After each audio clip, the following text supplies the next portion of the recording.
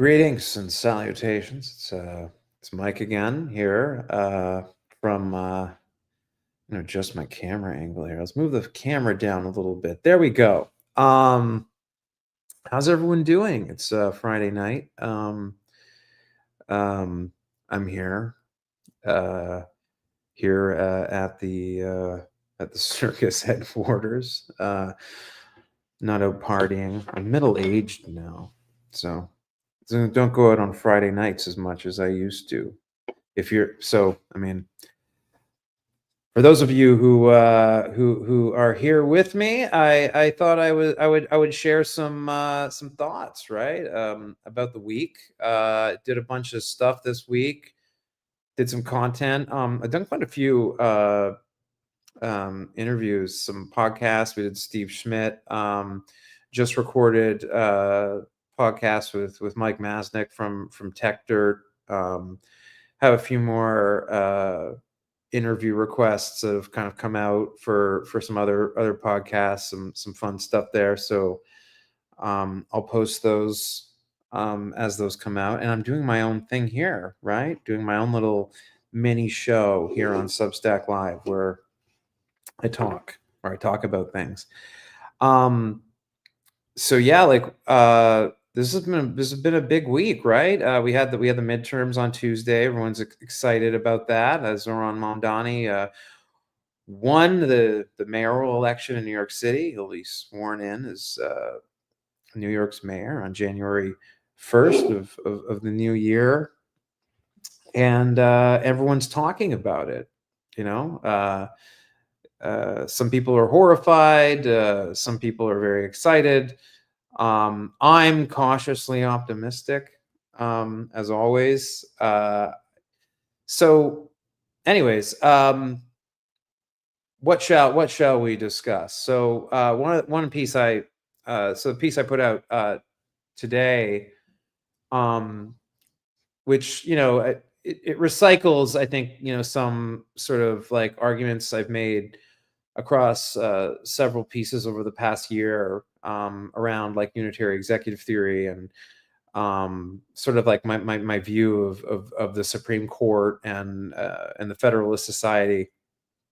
And it's actually something I wrote a lot about like a year ago when I first launched Notes from the Circus. There's quite a bit of focus on unitary executive theory, the deep state conspiracy, a lot of the conversations around sort of legitimacy of the administrative state and the history of civil service protections, like dating back to the Pendleton Act after the assassination of President Garfield. So this has actually kind of like been like a bugbear of mine. It's kind of been difficult. It's like difficult to talk about, but I think it's increasingly more important to talk about now, especially with some of these like cases now that are before the Supreme Court, the tariffs case, about the legitimacy of Trump's tariffs under this 1970s law IEEPA, which reformed like an earlier law as it pertained to sort of the president having emergency powers to regulate foreign commerce. And so there's this legal argument that's before the Supreme Court because the argument is that this legislation that Trump is relying on in order to impose these tariffs doesn't actually mention tariffs as one of the tools, and that lack of specificity raises sort of like interesting constitutional arguments around Congress's sort of enumerated power under Article 1 to regulate trade with foreign nations, as well as to raise taxes, which is an Article 1, not an Article 2 power. And the fact that IEEPA actually sort of like reformed like an earlier, more expansive law. I can't remember the name of that law. And so there's actually a really, really strong legal case, a convincing legal case, one that I think is absolutely correct, that Donald Trump's tariffs are illegal, and that was certainly the findings of the lower courts, and why the Trump administration has appealed this to the Supreme Court. Um, and so there it seems like there's maybe at least a 5-4 majority that's going to rule in that direction, which is good.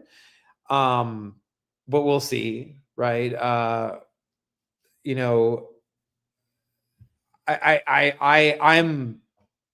obviously that would be welcome news to like American consumers. It would also be welcome news, I think, and in terms of the balance of power,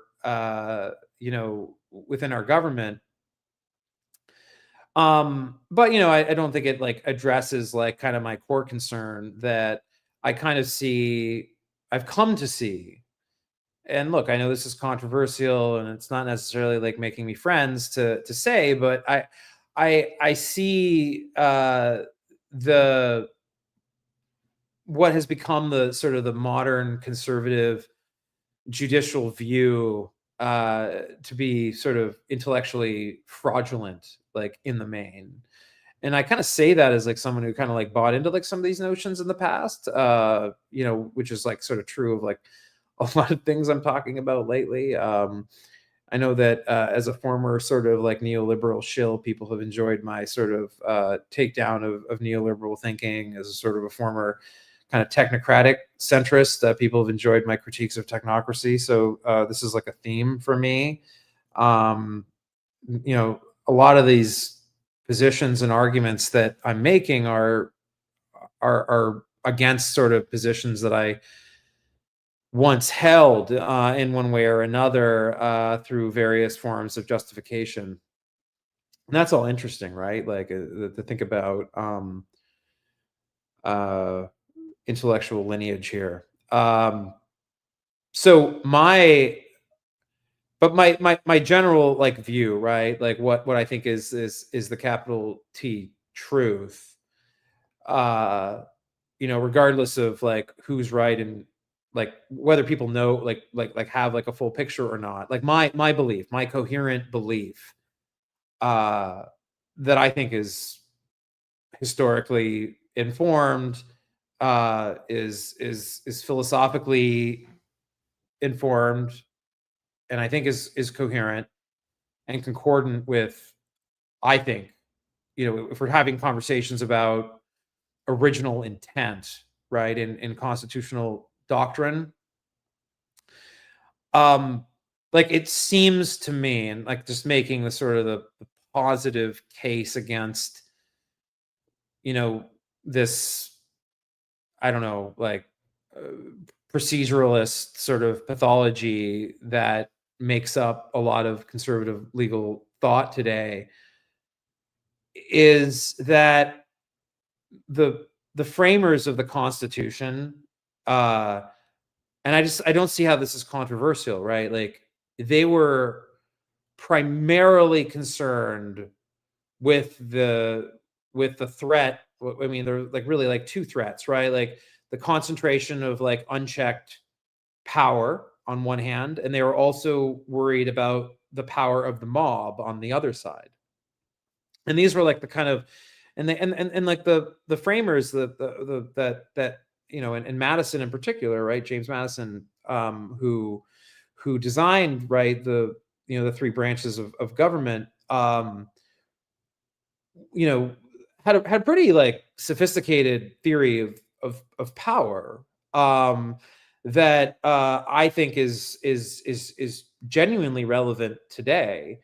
And I think I also have like a sort of a kind of a a view which which I think would be considered pretty controversial by a lot of people who sort of categorize themselves as classical liberals, that in fact like Franklin Delano Roosevelt was in fact like very much like properly inside the classical liberal tradition.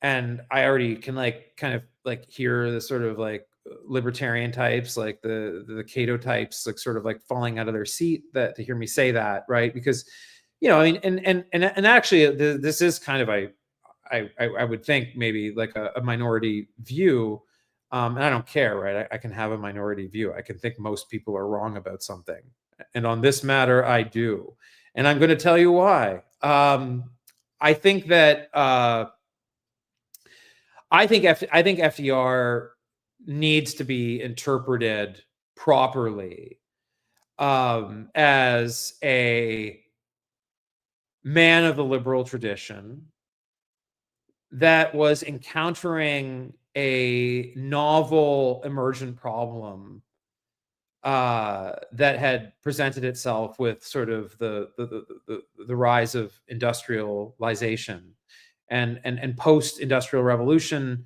America, and the sort of the rise of like financialization in the economy and all of these forces that created sort of what he would come to term economic royalism, right? The sort of these economic like actors that had amassed so much power.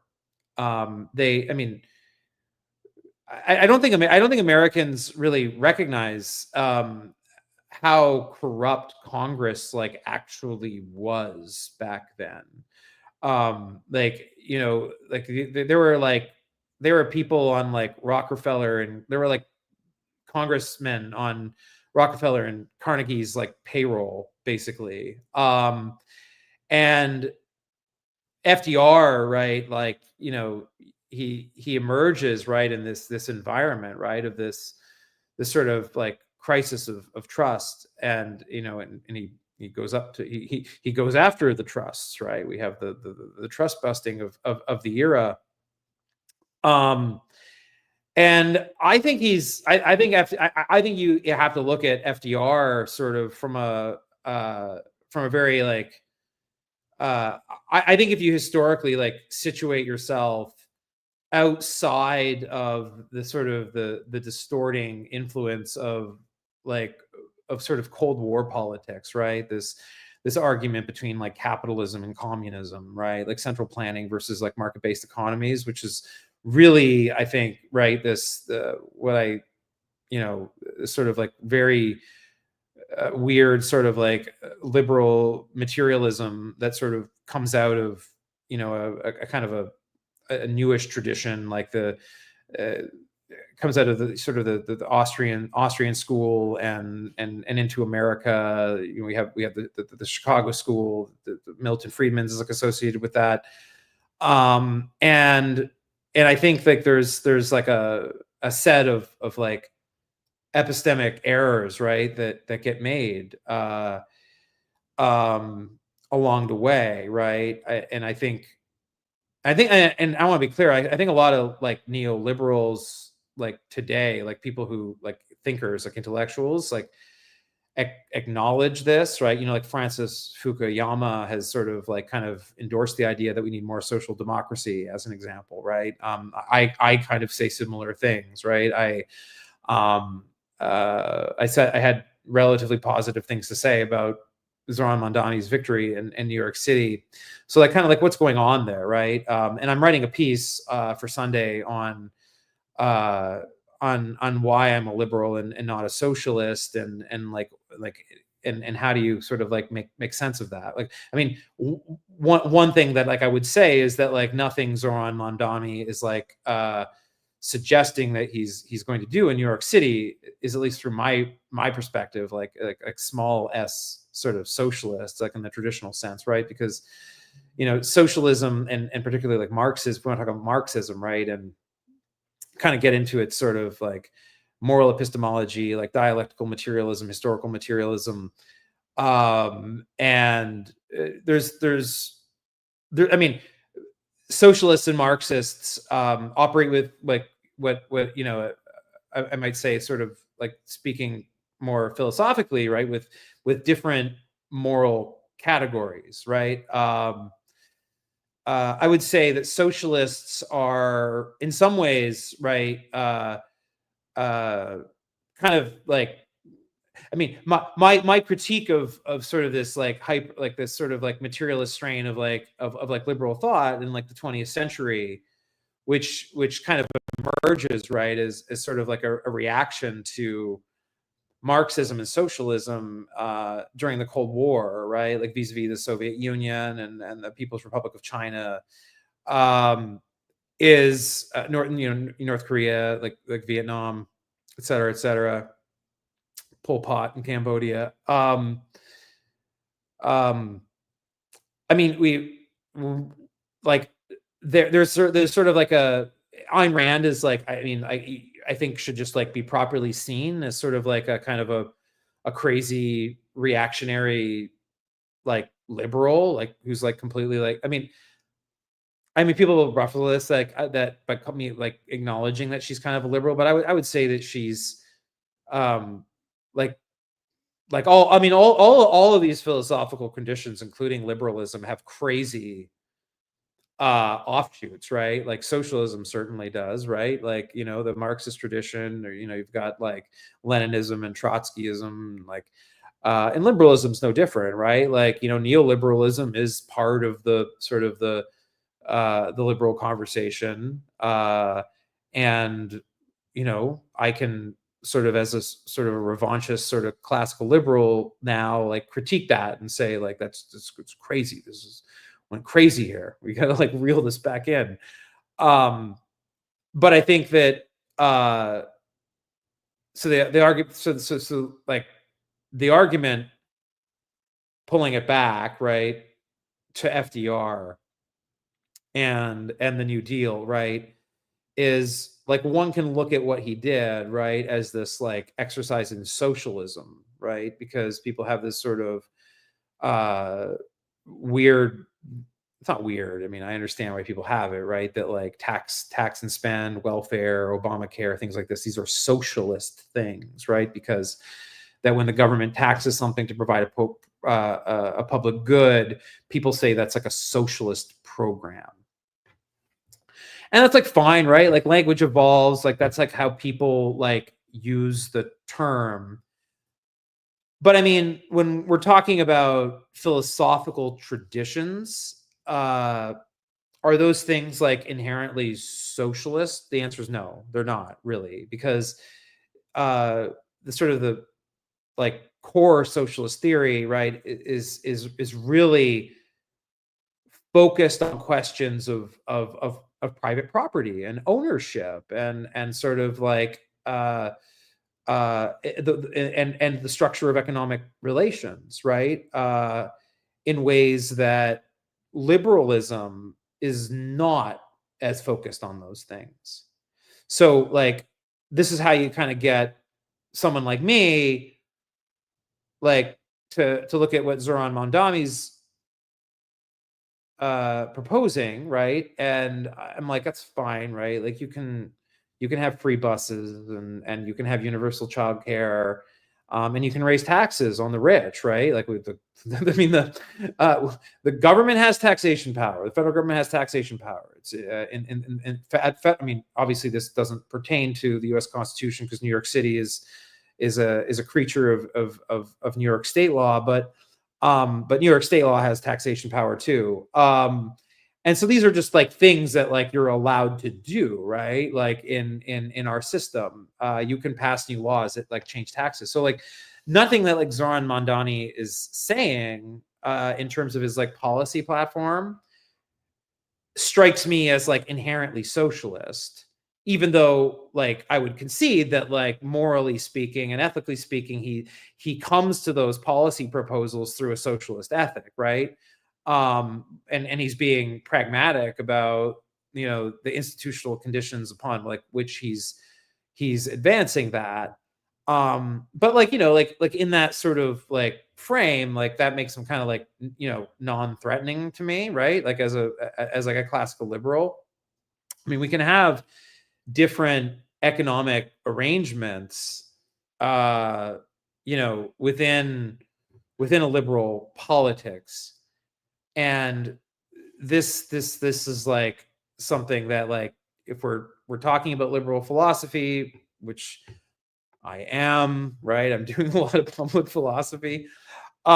This is like kind of the distinction that I think, like, you know, most people don't understand. Most people who call themselves socialists don't understand this.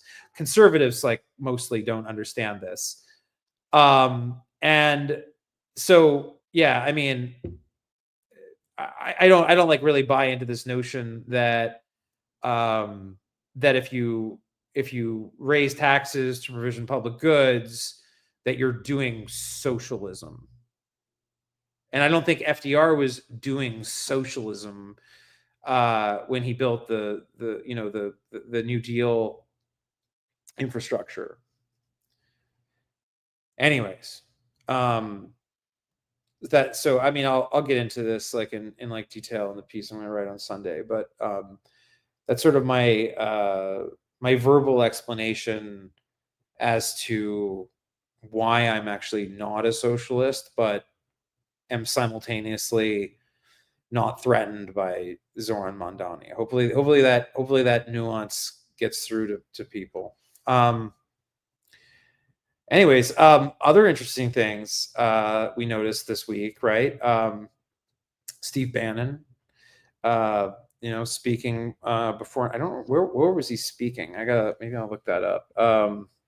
I don't remember, but he was speaking before a crowd of some kind of like conservative gathering of folks, and he kind of basically said that, like, look, if the Democrats win back control of Congress, like, we're all going to jail. Which, I mean, I find I'm amused by this because I agree with him. I think he and other people are going to jail, especially if we manage to wrestle back control of both the House and the Senate this year, and put it in the hands of some competent leaders, which that's another if too, right? Like, I'm not, as the people should be aware, if you're new to me or you haven't been reading me for a while, I am not a fan of Hakeem Jeffries and Chuck Schumer continuing in their leadership capacity. But I mean, I think a democratically controlled Congress in both houses should be absolutely on the warpath against the rampant law breaking and corruption that's been playing out. I mean, we have corrupt people, like literally, like just like unbound, like, villainy and cretinism, and I don't know what words, whatever adjective you want to ascribe to what we're currently seeing. And I think that, like, we need to haul these people before Congress, public hearings, contempt procedures if necessary, Congress exercising its inherent contempt powers to arrest people if they don't comply, and the executive branch doesn't play along. I think Steve Bannon is right to be afraid. I think Curtis Yarvin is right to start thinking about whether or not he should, like, move out of the United States. Before a new president is sworn in. I think a lot of people, I think, like, the Van Jones types out there, the sort of like more sort of conciliatory people, would suggest that this is sort of like a dangerous, like, way of, like, thinking about politics. I don't think so. I think that this isn't partisan. It's like, if you did the crime, you should do the time, right? Like, these, like most Americans, I think a majority of Americans, like, recognize that that we are witnessing crime in and around the executive branch, and the corruption we're seeing, like the self-dealing, insider trading, like bribes are being paid, violations of the emoluments clause. Like, I mean, this shit's crazy. It's crazy. It's like out of control. Like, I mean, like, we are. I mean, it's not an exaggeration by any stretch of the imagination to say that like we've become like one of the most corrupt countries in the world in just the past like 8 months. Like, I mean, if you go, I mean, that might sound like crazy to a lot of people, but I think if you go and like talk to people in like Europe or in Canada or Japan or anyone looking in, I think that they would think that that's a fucking understatement. Like they see this happening. I mean, they see like these like American oligarchs like paying tribute in the Oval Office and getting like special favors, lawsuits being sort of settled. I mean, Trump like doing a settlement with himself to like give himself like $120 million back and like legal fees. Like, what the fuck are we talking about? This is like out of control corruption. This is insane. So, I mean, when I see Steve Bannon say like, guys, we're all going to go to jail if like we lose power, my response is yes, you are, because you are in fact criming like there's no tomorrow. And I'm glad they understand that. I'm glad that they understand that that they are aware of the law, that they are aware of their crimes, that they're aware of their culpability in it. And my sort of Camusian hope, you know, my revolt against the absurd, right, is that enough people between like now and 2028 are gonna like come to see it that way too. Angry people whose electricity bills are going up to pay for the to pay for the these data centers. Especially like in Virginia, that was like a very like present concern for Virginia voters. That I'm sure played no small part in the landslide election of Abigail Spanberger as the new governor of Virginia. And so, yeah, I think our job, our task, my task, our collective tasks is to make sure Americans understand that. Americans understand exactly why their power is going up and who is doing it. And they fully understand that, what corporations got special favors and special treatments in exchange for, giving Trump gifts and buying Trump coin and whatever the fuck they did, right? And we're going to prosecute that shit. We're going to prosecute it. And there's going to be people out there, these pearl clutching people who are going to say that like, that's divisive. It's completely divisive. It's going to make like, how are we going to bring this country together under those conditions? I'm like, well, I mean, one thing we should be aligned with as citizens of this country is that none of us should be breaking the fucking law. None of us should do that. And if I don't think having an R beside your name makes it okay to fucking pay a bribe. I don't care if you're a Democrat or a fucking Republican. This is not a matter of political fairness. Like who thinks this? Who thinks this? I want to talk to them because I don't agree. I'm glad they fear the black and white stripes. I want them to be paralyzed by that fear. We should talk about the Epstein files, right? Should we talk about the Epstein files? Should I just keep going? Tell me, guys, am I coming on too strong? Is this rant too strong? I don't know. I'm just going at it. Letting out all my frustration with you right now. Yeah, Epstein. I mean, it's clear that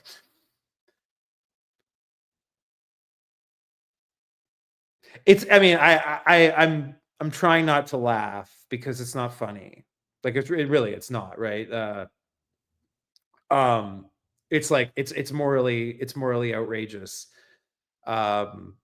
Sometimes things are just like so fucking evil and so fucking absurd that like my my sort of dark comedy kind of comes out, and I start laughing to myself, and maybe that comes off as like not you're not giving the moral seriousness that the matter deserves. But like, but seriously, I mean, like the Epstein drama at this point, like I think there's not a report. I haven't read it. I've only seen like a summary of it, that apparently like FBI agents have been like leaking to the press that like it's like way fucking worse than Michael Wolff like suggested. And like and it's clear, right? It's clear that that Mike Johnson is keeping Congress closed for like this reason. And like the political situation is fascinating. I mean, we have like Ben Shapiro is now like at war with like Megyn Kelly and others, and MAGA's having a big fight on whether or not Nazis should be allowed in the Republican Party. Basically, obviously Ben Shapiro, being a practicing Jew, is finding himself in the unenviable position of actually saying that like maybe we shouldn't have Nazis in the Republican Party, and then having to discuss cancel culture and free speech sort of in relation to that like position. Like, I mean, Ben, you are partly responsible for finding yourself in this position. I'm sorry. I mean, I feel bad. I'm sorry. But you're also a dishonest fuck, right? That like told the truth about Donald Trump when Ron DeSantis was running in the primary, and then started fucking lying about him again. So like, I don't know what to say to you, but like, yeah, I mean, it's like it's obvious that this is like the fact that Trump is so afraid of it, the fact that Johnson is keeping the House closed over it. Like this has to be like the most explosive fucking thing, right? Like this is insane. And like you have to imagine it's like gonna come out like one way or the other, like at some point. Like I don't know what's gonna happen, but the votes are there, right? For the discharge petition on the House floor. And like I don't know what Johnson's gonna do, right? Like it seems that like even if he doesn't swear in the Democrat from Arizona, which by the way is unconstitutional as fuck, like that like violates like the Article like 1 of the Constitution like so badly, and is a I think is a violation of Johnson's oath of office. I think he should be ejected from Congress for failing to swear her in, quite frankly. Just me. And I mean, it sounds like there might be a few more Republicans in the House that are prepared to jump ship, based on like some of the ruminations. So like, even if like he continues to draw out the swearing in of the Congresswoman, that like they might get the signatures anyways. So I mean, this is heading towards some kind of explosive moment. And I just like, I mean, the things that I worry about, right, is like I think like Trump might start a war with Venezuela, like if he like right when that happens or something. Like, I mean, this is history kind of tells us that this is like what like dictators and spots like this do. And Trump is certainly like a wannabe dictator, although he's certainly he's certainly struggling, right, with the resistance that he's now feeling.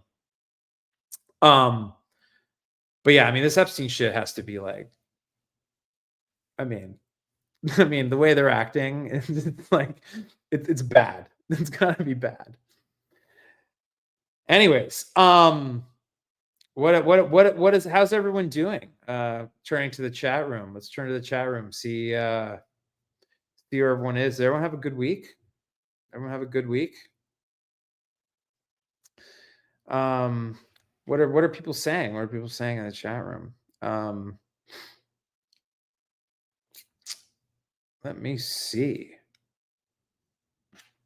Yeah, one thing I should probably mention, right, too, is right, like is the economy, right?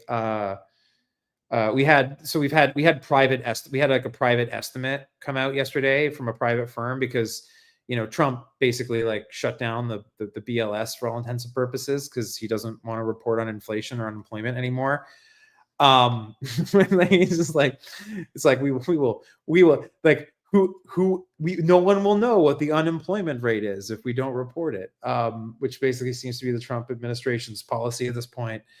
But we do have sort of like we have the ADP payrolls report, and there's and there are some like private firms that kind of can go out and calculate this information themselves, and it's like pretty bad, right? It looks like the economy's lost 1 million jobs since the beginning of the year.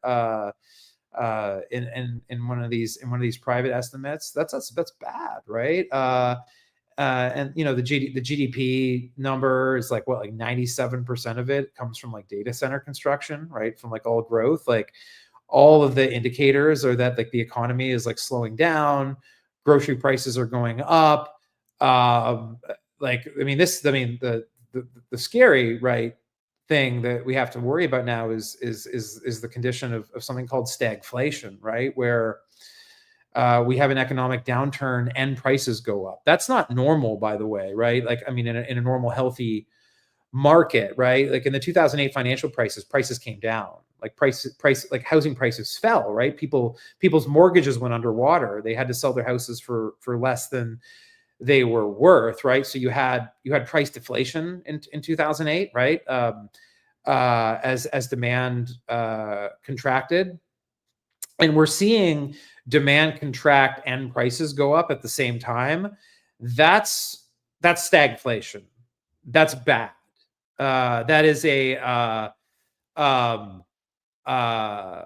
really painful set of economic conditions for Americans, and also for sort of the fiscal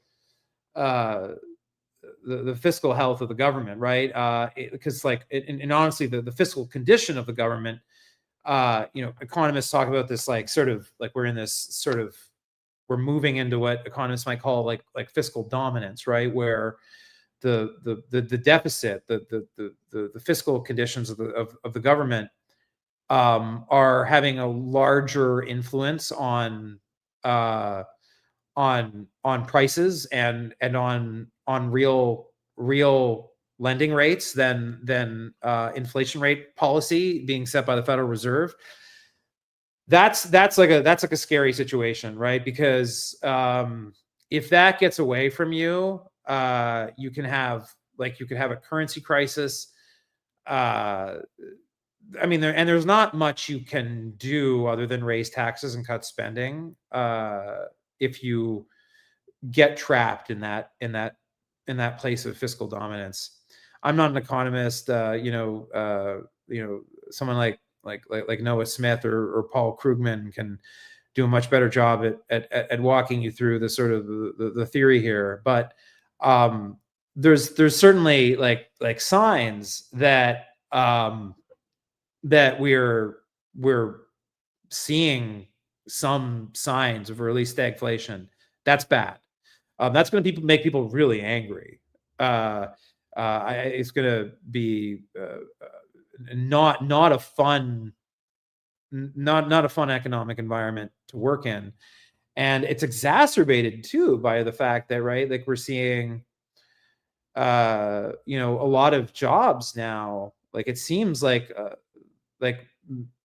lot of people said that like AI wasn't costing us jobs, but like we're now starting to see like companies report like that thousands of jobs are being replaced by AI.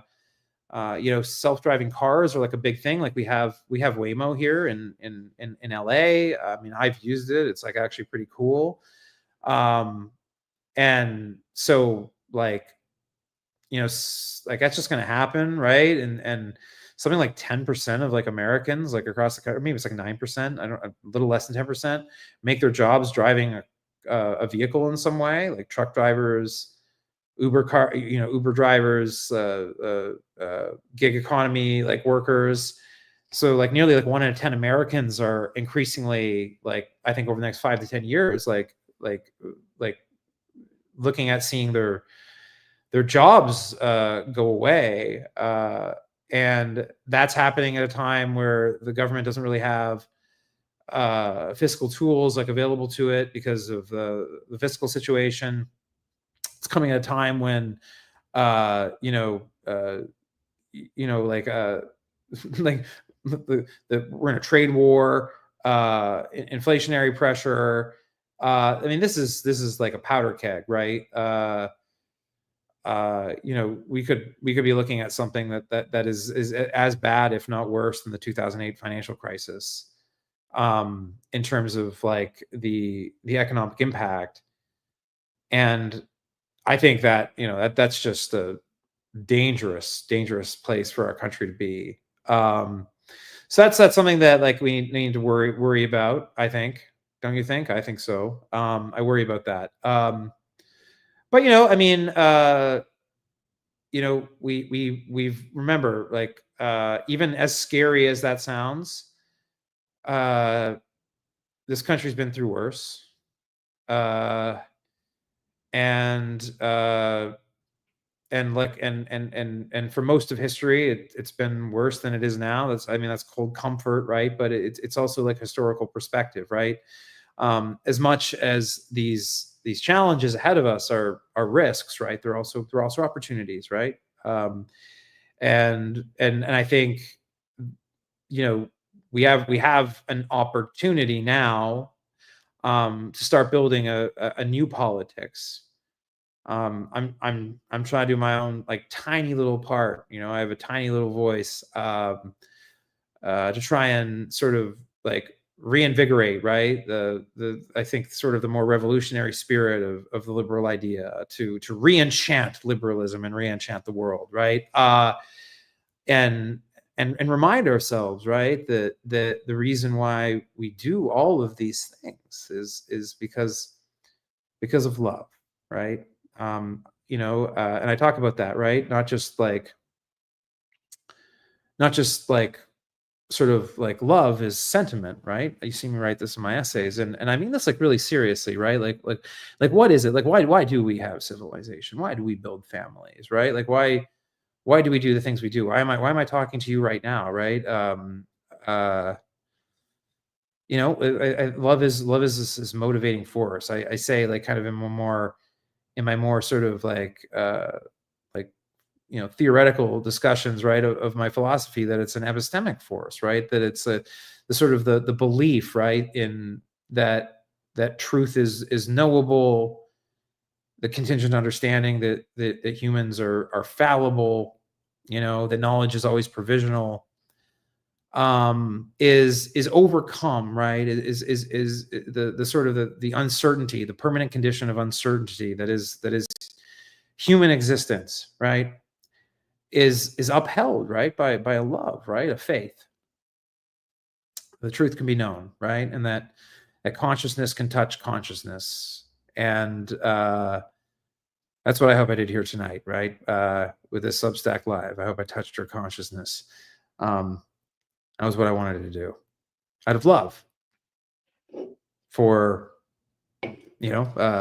for all of us, for humanity, for this great country, America, that we still fight for, that we still believe in, that these sons of bitches in Washington D.C. Are soiling, are are dishonoring. But I think we can. I think we can recover America's honor, and I think these frauds, these criminals, these cheats shall one day face justice underneath this flag, the flag still waving over the land, over the home of the brave and land of the free. Thank you, everyone, on this Friday night, to hear a few of my thoughts. Thank Thank you, and have a great weekend, and look out for that piece I'm going to be putting out on Sunday about why I'm not a socialist. Thanks, everyone.